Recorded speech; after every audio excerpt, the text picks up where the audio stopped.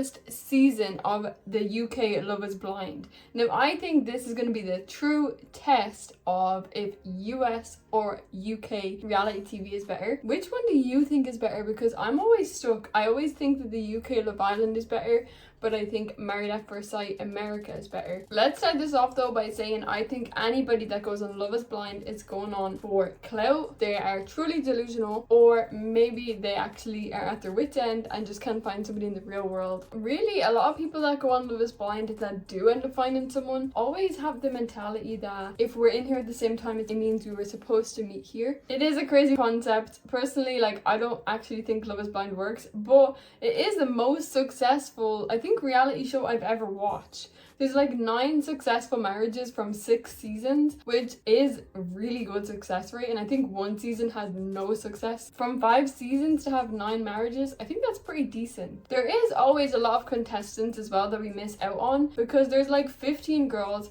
15 guys, and even the ones that don't find love, we never really get to see them. I do love that Love is Blind is really diverse. They have everyone in there, and I have noticed that this season of the UK one, they have put a lot of mature adults. I don't think there's anybody young 20s. I think they're all 25 over. But we see Freddie appear as their first main character almost. He had an instant connection with Catherine. She actually reminds me of Danny Dyer, like in the face, the way she acts, the way she holds herself.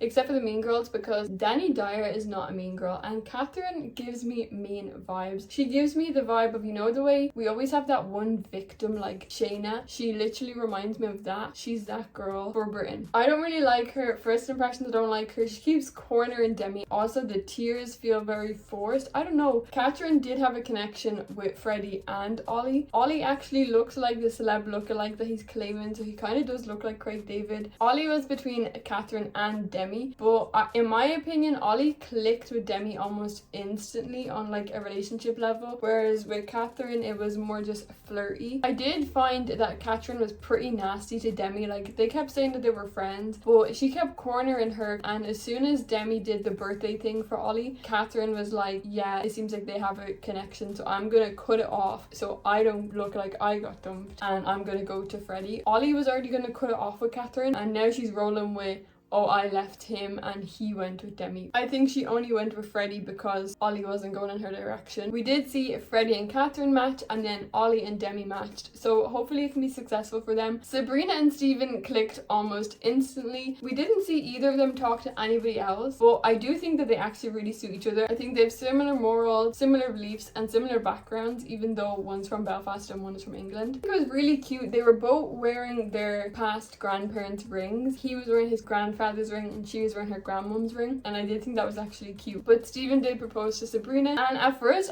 honestly, I thought that she was saying no. I don't know why she did that whole speech talking about this is a weird environment, blah blah blah. I would have understood if she said no, but she said yes, and I think that they're definitely going to be a success story. Sam came in almost giving like Flynn Rider vibes. I don't like Flynn Rider, but he kind of gave Flynn Rider vibes, but soon turned into fucking Ratatouille. I don't like this guy at all. Like, from the minute he came on screen, I didn't like him. It was all very remember me, remember me, remember me. Like, he was clearly there for one thing and one thing only. And I don't understand why you would go on Love is Blind for fame, because nobody from previous seasons has really gained anything from Love is Blind in terms of fame, except for being like the villain and then going on Perfect Match. I don't think anybody has really gained that much fame. Sam came in instantly talking about insecurities, but in the next breath he started talking about how good looking he thought he was and how everybody wanted to be with him. So it just didn't make sense. I think he was talking himself up way too much to be someone that was insecure and self-conscious. He did keep telling the girls about how, like, when you see his Instagram you might think he's a fuckboy, very highly of himself. Jasmine was on to him from the beginning. She was like, you're literally telling me everything I want to hear. I don't trust you and I think you're full of shit. She did have a connection with Bobby. They actually did click pretty fast and I like their connection. I think they'll work. She did turn Sam down for him. Sam was livid that she chose Bobby. He was very dramatic. He was dashing glasses across the room and throwing literal tantrums in the men's quarters. But then, like, something clicked in his brain and he was like, one door closes, another opens. Nicole's perfect for me.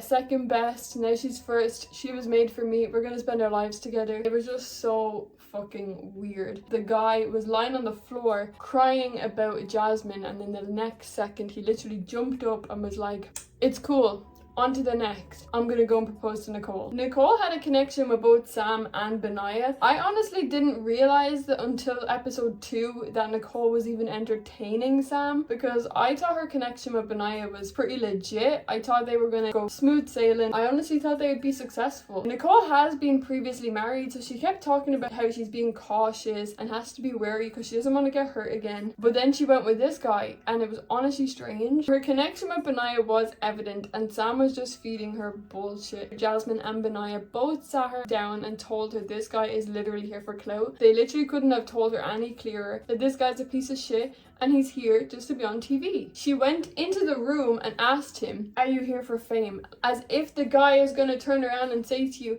"Yeah, I'm just here to be on television. I don't want to find love and I'm just playing." He's not going to tell you that. That's never going to happen. So I don't actually know what she thought she was going to get from that. Because after that happened, she literally accepted his proposal and was like, "I love you so much." And he was like, "I think I love you too." That should have been a red flag. She should have said, "Cancel it. I'm going next door. I'm going to go with the other guy. You can go fuck yourself." But when she told him that she loved him, he started going on about how all I've ever wanted is for someone to love me. It felt like gaslighting someone that just told you they loved you, but you didn't need to say all of that. She decided not to go on the honeymoon with him, and we actually seen that she's meeting up with Benaya. But what do you guys think is going to happen between Nicole and Benaya when they meet? We'll see. I think Benaya deserves better at this point. It was clear he wanted to spend the rest of his life with her almost. Tom had a connection with both Natasha and Maria. For me, I thought Tom was more suited to Maria, but he did keep saying things like Natasha would fit into his lifestyle easier and Maria would have to adjust into his life. So it had me thinking, like, was he almost counting Maria out because of her core beliefs? Because she did mention to Tom that she is Muslim. Is he judging her for that? He did eventually realize though that his feelings for Natasha were more friendship and he did go with Maria. I just hope he does treat her right, but I do think they are way more suited and they seem like they liked each other at the first meeting. That's another couple that I'm rooting for. There was one girl that we seen quite a lot. Her name was Elle and she was in the female quarters talking about nerves and feeling confident. She was with the girls even on the proposal day, which a lot of people would have left by then if they hadn't found a connection. But we didn't see anything, so I'd like to hear her story. Maybe they'll show us like when everybody meets in the next few episodes. When the tea starts to spill on this season, because I know it will, it always does, we will be here to sip all the tea together. We left off with 6 couples going on a retreat. I think it's 5 because Nicole and Sam are still in England, but they're gone to Greece and it's going to be so interesting to see what happens next. We see an Ollie and Catherine meeting and it seems like it didn't go well. Like Jasmine is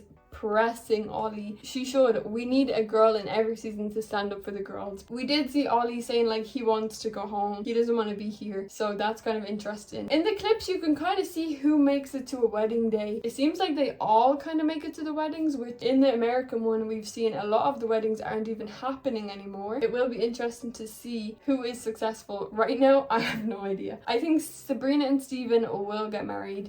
Maybe Tom and Maria. I'm rooting for Ollie and Demi, but I don't know if he starts fucking her over then he can get in the bin. I'm rooting for Jasmine and Bobby, and then the others I don't know. I don't care for them. Freddie and Catherine, I don't care for them. Nicole and Benaya, I'm rooting for them, but I don't think they can get back into the game, you know? They're out of the game now. Let me know what you think. I think this season is off to a good start. I am glad that everybody's a bit older. There's no one that's really childish. There's no one really young. I think the youngest is probably Freddie. I think he's unfortunately picked the wrong person there, but I don't think he had a connection with anybody else, so it was going to be her or nobody. I'm excited to see what happens and who makes it to the altar. Let me know your predictions and we will talk when they drop the next 4 episodes.